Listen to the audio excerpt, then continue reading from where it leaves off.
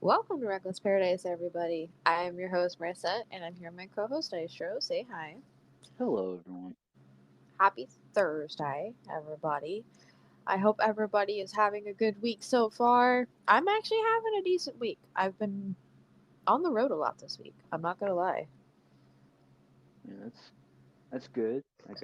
Currently eating my other half a sub over here. Yeah, I saw the snap of it before we started recording. Like, These holy shit. subs are so freaking good. Okay, a little backstory. So, for those of you who live in northern New York and y'all know where Constable is, it's about 20 miles north of my hometown.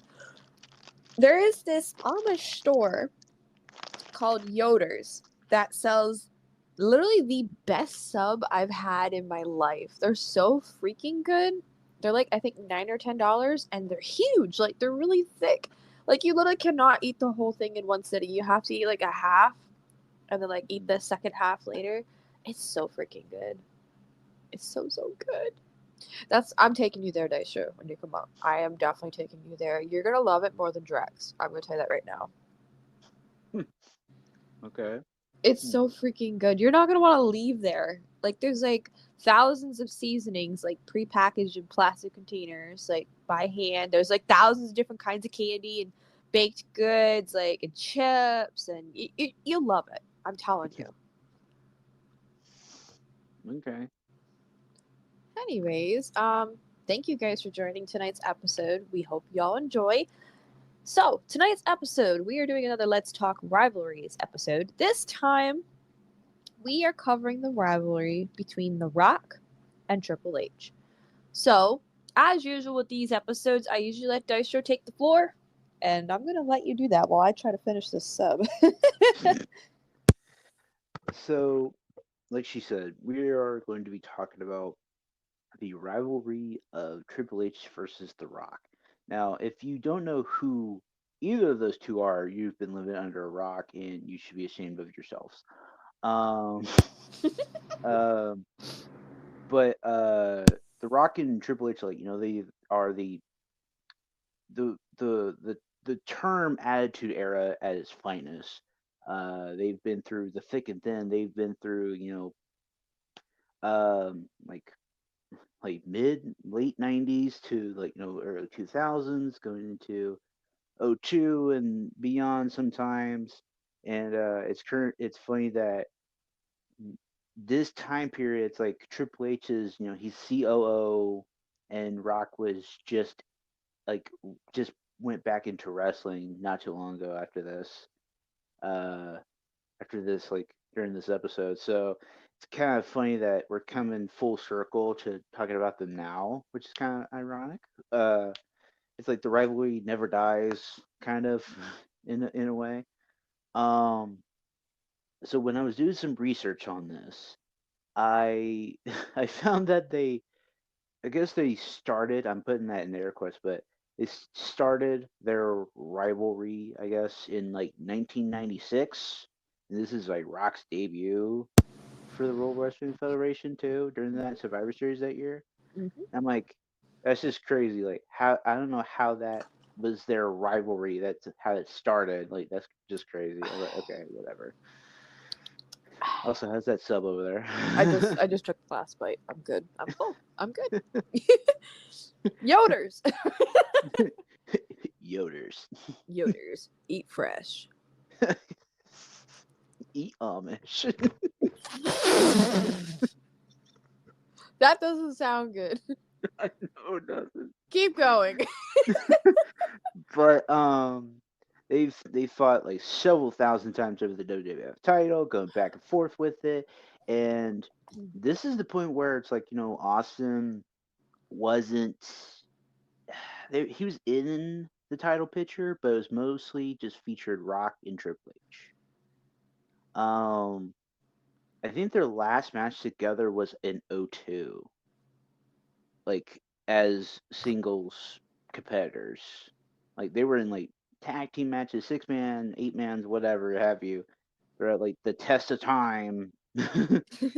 uh, but it's like no matter where they were at in whatever point in their careers and stuff, it's like they always found each other. it's kind of like ships passing in the night sort of situation.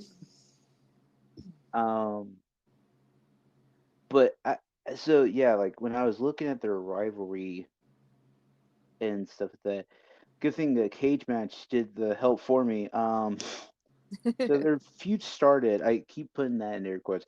It started Survivor Series '96.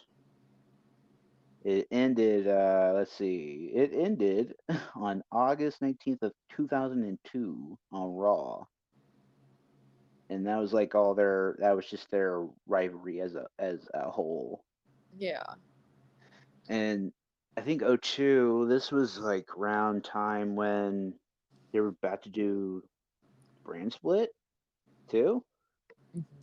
So that was coming up, and then it's like, man, it's like 2002 though. It's like that was like a peak era for Hell them. yeah.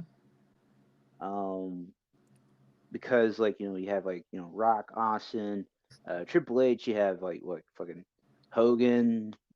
Like you have some good key players around that time. God But damn it, Sean. God damn it, Sean! I have to say that. I mean, God like, damn it, Sean! O2, man, like, didn't we cover that on the show? We covered the year O2. Yeah, we covered the year O two as a whole. Which, by the Which way, you if you can guys go haven't seen that, watch go that. take a Yes, look. Yeah, please go go watch watch that. that. And watch all our other year in wrestling stuff as well. Don't single out O2 now. Like, come on now. Yeah, you got fucking Um, '08, which was a '03, disaster. '03, '05. 2013, 2014 as a whole. But anyways, continuing on with The uh, Rock and Triple H. so like like I said, like they fought through the WWF title like several thousand times at this point. It's like it's funny that they didn't hit their stride until like '98. Like this is like when they found like their characters as individuals. Like Triple H was in DX at the time, and then Rock was with like the Nation and all that stuff at the time. It's funny that I'm currently going over '97 stuff, and Rocky was like Rocky Maivia, and he did the shoulder breaker, and he did the crossbody and stuff. And I was telling you on one of the episodes, he did the rock bottom before he was even called the rock bottom yet. It was just a transition move. And then Triple H Hunter Helmsley has China in his corner, which God rest her soul. Um, it's crazy that like I'm watching them evolve more and more and more. Um, but there's they it's hard to explain their rivalry as a whole because it's like it's so much fucking craziness going on at the time. And plus Yeah. it's attitude era, so it's like there's a lot of shit going on. um what do you think of their rivalry as a whole, like because you Um. watched the rivalries documentary thing? Yes. A&E did the whole WWE Rivalries series. They actually covered Triple H and The Rock. Um. I actually really enjoyed that episode. You got to really see how The Rock became to be The Rock because he started out as whatever you call him. Rocky Maivia. Yeah, you said that. He started out as that, and you had Hunter Hearst Helmsley, and fucking he had a fucking French name for a while too. They were calling him Oh, it's like Jean Luc or something like that. Jean Paul Levesque. Something like that. Yeah, they were Feel calling the him bulldog. that. He went from that to fucking badass DX Triple H, and then he left DX, turned his back on X Pac, and went solo and became one of the most notorious world heavyweight champions of all time. I mean, everybody hated Proving Triple his H in the character. early. Everybody hated Triple H in the early 2000s, even mid 2000s. Everybody hated him. Yeah, it was because like he held the fucking world title with an iron fist, and nobody wanted to like he didn't want to drop it to anybody. Like the clear cut case of that is like him just beating Booker T at WrestleMania 19 in like '03. He's just like, so yeah, I'm just gonna shit down a Booker T throat. You know? Like and the like you were saying about the the world title and all that stuff. It's just like he it's it's funny that he was dating China at the time too, in like early 97, 98, Yeah. and then lo and behold, he bangs the boss's daughter and is like in good graces with Vince. And he's just like he just drops China like a bad habit, and then leaves her to like just flounder around for a while. And then this is the X Pac thing. Like, man, I wish they could have done a feud between Triple H and X Pac. Like that would have been cool. Fuck yeah. It's like you turn your back on me, man. Oh god, what am I missing? I mean, Rock had like a huge, no pun intended, but rocky road as well. Because like he's a third generation superstar, from Rocky Johnson, the Soul Man Rocky Johnson to High T Peter Maivia, and then mix the Rocky and Maivia names together, make it Rocky Maivia. Which I mean, it's not the worst name in the world, but it kind of leaves keeps the tradition alive, I guess. I'm glad they kind of found his character in the Attitude Era with The Rock and stuff, and then cuts like the old time like best promos of anybody. Because it's like it could either be serious, it could be funny, or it could be a mixture of both. It doesn't matter who Rock goes up against; he will bury the fuck out of you. um, but it's like it's so cool to talk about this rivalry now. Um, but it wasn't all what it shaped up to be behind the scenes too. Um, but the one thing that led to Triple H becoming Triple H was the infamous promo that he had with JR on Sunday Night Heat. Because he said like they were talking about the curtain call, and he took all the blame for it because like it was a live show. There's footage of it somewhere on the internet. I don't know where, but probably you. Where it was like Diesel, Razor Ramon, HBK, and Triple H, like they all did a match together, and at the end of the match, like they all got up and just like raised their hands and just broke kayfabe and didn't really like sell or anything. Um, which kind of like put Triple H in the doghouse for a while and kind of got beat a lot. Um, and then the infamous like the students of the game. He's like, I am the fucking game, Jr. Um, it's like, and that's what turns the tide for him and becomes like like the multi-time world champion that he is today. So, um, but I'm gonna go over like the story behind their feud, I guess. Um, so their bond was initially born out of real life resentment and envy.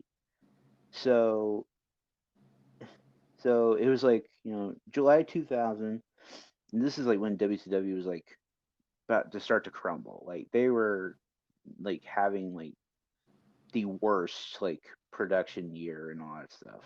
Yeah. Um, it was like things were much different for the WWF, and Stone Cold was out for most of the year with a neck injury at this point too. So keep Oh. that in mind, because that's the infamous Stone Cold gets run over by a car, which led to a Rikishi heel push, which didn't really go anywhere. Sorry, Rikishi. Um, but it was all laid out to be Triple H's involvement behind it. Um, because it was like it was jam packed. The main event scene was like jam packed with like household names, and the tag team division was going through its golden age. Like man, the tag team division, like holy crap. Um, but it wasn't all as smooth sailing to get there. Um, so it was talking about like 3 years earlier. Bret Hart pats his back after his Montreal screw job. Darren Drozdov has been paralyzed in the ring in '99, and most infamously, Owen Hart fell to his death that same year. Though apparent, WCW was rapidly declining in viewership and overall quality, the Monday Night War was still very much going on. To help to get the WWF over the line for surefire victory, look to his two newest and brightest emerging stars, Triple H and The Rock. Now, he was talking about this is like it's fine. Knowing he could never break through Vince McMahon's glass ceiling as a face or a good guy, Triple H began transitioning to the other side of the coin. And this is one of the quotes from the Sunday Night Heat promo. I don't need to be in DX anymore. It's about me. This is about my goals. Shit. uh, I mean, Triple H was a huge dick. Like, come Triple on, H, Triple H. the game.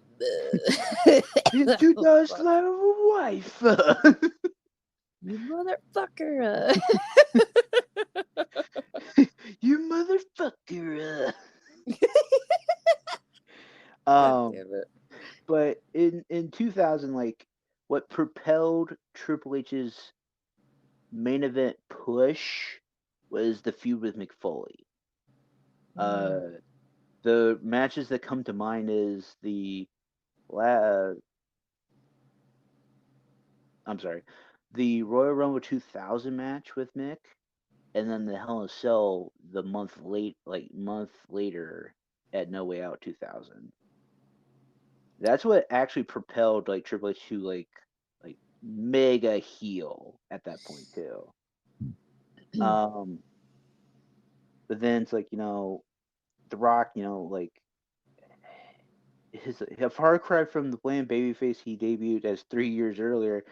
Dwayne Johnson's shtick as a trash talking comedian jock had become mainstream. Um, and then so this is the problems behind this. So at the beginning of 1997, the Click, Scott Hall and Kevin Nash were gone. Triple H and Rock found themselves on equal ground, battling to make for themselves a household name on the mid card scene. There was a legit animosity between the two began. Allegedly, Shawn Michaels and Triple H did not like The Rock and looked at him as a threat to Triple H's rising status in the company after Rock defeated him for the Intercontinental Championship in February of '97, which makes sense because Shawn Michaels was a dick back then too, but whatever. Yeah. Um, even they even tried to convince Vince to have Brett take the IC title off of Rock. That's how that's how fucking crazy that is. Yeah. Sean had so much pull in the company. Like he even was like talking to Vince behind the scenes, be like, "Hey man, why don't you get the belt off of Rock and give it to Brett?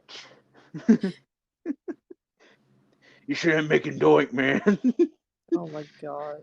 But however, according to Hart in his recommended biography, Hitman, my real life in a cartoon world of wrestling. That's crazy. He refused. The excellent execution saw great things in The Rock and stood by his side as Triple H and Shawn tried to bury him, which that's actually pretty cool that Brett was like, no, no, man, no, no, I'm not gonna do that. Like, no. Um, as a result of this growing tension, The Rock went work with Michaels at the time. However, The Rock's taste for HBK dated much earlier than this. Um, let's see. I'm trying to like find So there was a on-air segment where Michaels landed a stiff super kick on The Rock's jaw, but when The Rock spoke backstage, Shawn Michaels shot back. If you can't handle it, you shouldn't be in the business. Wow. And then Damn. Rock pushed Michaels to the floor, and then they were separated before things could escalate further. According to Rocky Johnson, he almost killed the Heartbreak Kid. um, And then in April of '97, 2 months later, Rock loses the IC title to Brett's brother, Owen Hart, suffering a bad knee injury in the process. It would keep the Rock off the shelf on the shelf, I should say, until August, and then he would appear as a bad guy during the Nation domination later that year. Um, That's just crazy though. That Yeah. back then, like they had some fucking heat. Um, so there was an interview with Chris Jericho on his Talk of Jericho podcast, and Mark Henry shared a story about someone shitting in The Rock's food and trying to trick him into eating it. And this is what Henry had to say. It was different back then. People putting crap in people's food boxes. Real shit. It happened to Dwayne. I saw it happen, and people were like, "Shh, don't tell. Come on, the rib is on him." No, you crazy? Putting shit in somebody's food? Ask The Rock about it. He'll tell you. And it was obviously the click behind that rib, because like they hated this kid. They hated him. Damn. Um,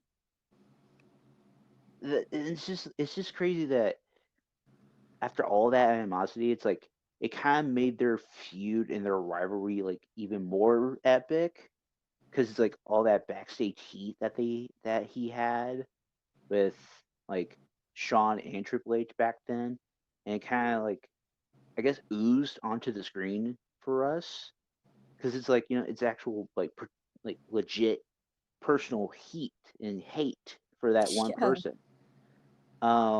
Which I kind of it makes it even more better. It's like when we were talking about the Chris Jericho and Shawn Michaels rivalry not too long ago. God. When Jericho hit fucking Shawn Michaels' wife, and that made their match at Unforgiven even more better because of that heat that he had.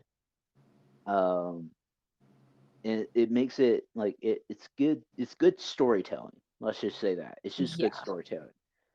Um, but it's um, they had like the memories, the matches that I can remember with Rock and Triple H off the top of my head is SummerSlam '98 with them fighting for the IC title in the ladder match. Uh, God, a fully loaded strap match at Fully Loaded '99, which was freaking crazy. Um, Rock whipped the shit out of Triple H too. Um, I think they had so many like damn like good matches. They had an Iron Man match, a 60-minute Iron Man match. I think at Fully Loaded 2000, I think. Oh, damn. And that was when Undertaker came back for the first time in forever. Yeah. Because he was out with a groin injury at the time, which was I was like, okay, cool, Um, what else? Like, I mean, there's not really much more than that, but what like what was your like most, I guess, memorable matches that you could remember? I guess like if you can remember any. Well, I remember when they talked about like the ladder match.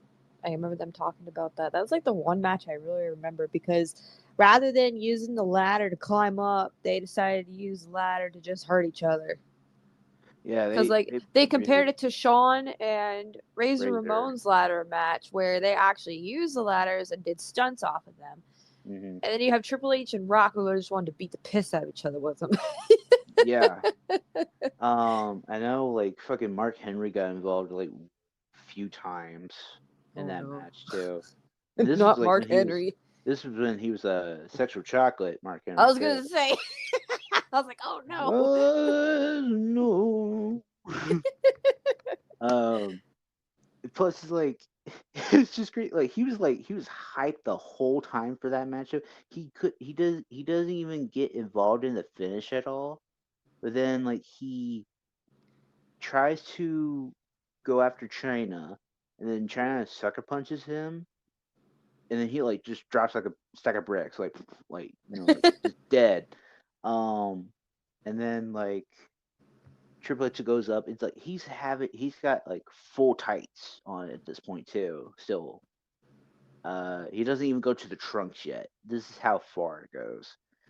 Um, and then like he celebrates with the IC title and all that stuff, and it's funny. It's like X Pac, Road Dogg, Billy Gunn, China all celebrate with him, and then I think it was earlier on that night, like it was Mankind versus like New Age Outlaws in a Oh street God. fight.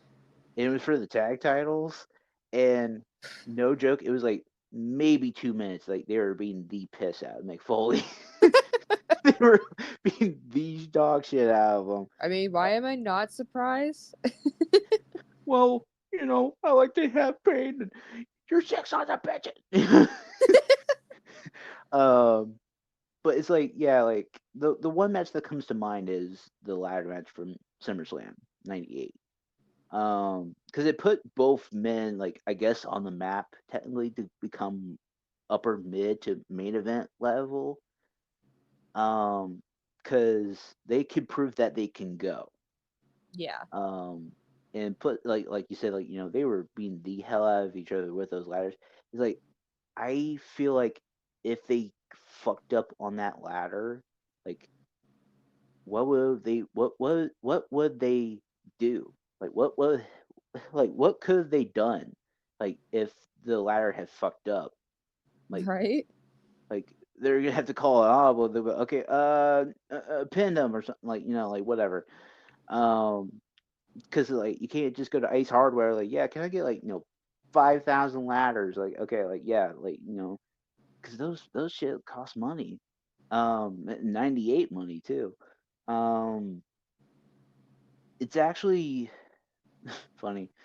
Uh, I think it was like, oh god, and the another match that comes to mind too is the 6-man Hell in a Cell that they had together. Um, from Armageddon like 2000. It was like Angle, Rikishi, Taker, Austin, Rock, and Triple H. Um, that match was crazy too. Um, that's all I can really think about, like match wise. Match There's not wise. there's like not really like a lot of matches that they had like that were like legit like bangers or anything. But it's like most of them were like tags or 6-mans or 8-man tags or something like that. It's usually never one on one until like pay-per-view time or something. Um, but it's like I guess it's just to protect them. I guess like because we've seen like Triple H like blow his quad out. Like we've seen like Rock like fuck up on a rock bottom on a table before. Like like we've seen him like do like crazy ass shit. But that's like what I could think about off the top of my head at that point. Well, Um, so does that wrap it up? I guess so. Yeah. Well, I guess that wraps up Let's Talk Rivalries, The Rock versus Triple H. We hope you enjoyed. I do recommend you guys to check out the WWE A&E special Rivals episode they did on that. Very, very in depth as well. In addition to this, I also recommend you guys check out the matches too. There's quite a few Triple H and Rock matches. Um, pretty good rivalry considering the time period. Late Attitude Era jumping into 2002, going into Ruthless Aggression, like that kind of thing. Very, very good rivalry. Mhm. So, our next two episodes. So, I'm going to go ahead and announce the next two episodes because this Sunday's is, of course, Shoot the Shit. Shoot the Shit episode 19. This will be our final Shoot the Shit that we do as a duo. Starting June 1st, we will be doing Shoot the Shit episodes solo dolo. But I'm not going to explain anything right now. I'm going to go ahead and talk about it in the Shoot the Shit episode so you guys are all on the same page. So you definitely will not want to miss this particular episode of Shoot the Shit. There will be a lot of changes coming to this channel, and I really would like to get through them all in that episode in particular. So you definitely will not want to miss that. So, following that episode, next Thursday, a week from today, we are starting a little bit of a backtrack to Van Halen. We are going to break down Van Halen 1 in full from start to finish. That album is what began Van Halen's journey to stardom. And let me tell you, I really think in the future we need to do an episode of Debate Hour, solo dolo, of course, Van Halen 1 versus Van Halen 2. We are going to be breaking down Van Halen 2 later this month, in addition to Van Halen 1. So that's going to be interesting. Stay tuned for that. So I'm going to repeat myself. Shoot the shit this Sunday, and then a week from today, we'll be breaking down Van Halen 1 together. Gonna be good. Gonna be a good solid 2 episodes in a row. I'm very hyped for this. Like, we haven't talked about Van Halen a whole lot on this channel. We haven't really talked about the pilgrimage a whole lot on this channel, besides like the little bit that we did in like the fall. Um, but I'm ready. I'm ready to backtrack to Van Halen. I mean, come on, you can't go wrong with David Lee Roth era stuff. I mean, you said it yourself last night. Mm-hmm. Mm-hmm. I've always been a David Lee Roth fan, or well, I've been my whole life, I guess, because I can thank my mom for that. She was like, she's always told me like, she's like, yeah, I'm not really a fan of Sammy Hagar or something. I'm like, okay. And then as soon as I heard David Lee Roth's voice, I was like, okay, yeah, that's why I understand now. I was like, okay, I understand. So that'll be coming up. And you have Song of the Night. So what do you have for us? So since I guess I will do a Van Halen song. Yes, since it is coming up, I am going to do. Hmm, it's a tough one because it's like there's so many like damn Van Halen And songs. what's crazy is we just listened to OU812 the other night. We reran that album and we actually really enjoyed it the second time through. Yeah. Um. You know what? I'm just gonna go for. I guess. I'm trying to Two think. hours later. Shut up. Um. I know there's probably not a music video for this one, but it's Happy Trails. I guess. Oh, from Diver Down. Yeah. I'm gonna go for that. I guess because it's like I know there's not a music video for it, It's but short as fuck. It's like yeah, 30 seconds. yeah. It's like I mean, it's like Happy Trails Feels to you. because it's like it is kind of like the end of our duo journey, but it's not the end of our solo stuff. It's not the end of the show, Yeah, period. it's not the end of the show at all, but it's like all good things must come to an We're end. closing a chapter in Yeah, this podcast, but we're opening up a new one, and it's gonna be a lot of good opportunities for us. So I'm very yeah. excited. But yeah, let's go with Happy Trails. So Happy Trails by Van Halen from Diver Down, which by the way is my favorite Van Halen album of all time. Uh, if you guys would like to take a listen to that, I'm going to go ahead and put a link at the top right hand corner. At the very end of this episode, it should pop up.